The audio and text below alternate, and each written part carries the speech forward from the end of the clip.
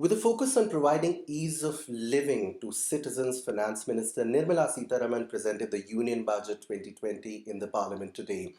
The measures and the proposals that are contained in the budget are woven around three themes, the first being aspirational India, the second being economic development, and third, caring India, with technology and its applications being used across all three. Now, there are a number of measures and proposals, but there are some key takeaways or themes which are emerging, and we thought of sharing those with you.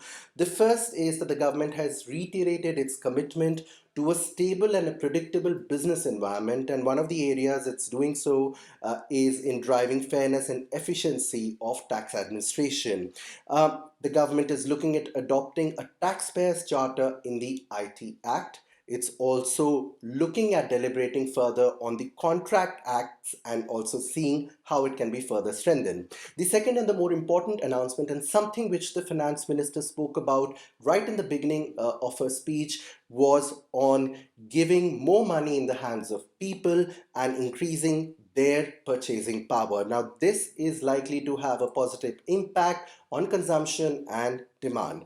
The third important aspect of this budget is cooperative federalism and how the government sees that as a very important aspect of implementing reforms more effectively at the ground level. There are a couple of instances across the budget, for instance, in the area of agriculture, where it's going to encourage states who work with the center in implementing the model laws that have been passed by the center. The fourth and the important point or aspect of this budget is with respect to adoption of the PPP or the public-private partnership model for implementing some of the proposals that are contained in the budget. We see that in the case of Kisan Rail. We see that also in the development of five new cities with five new smart cities with states. So the PPP model is something that we see across a number of sectors or areas that have been identified in this budget. The other important area of emphasis, and this is something which the government has been working for some time now on, is enabling exports and encouraging MSMEs and entrepreneurship.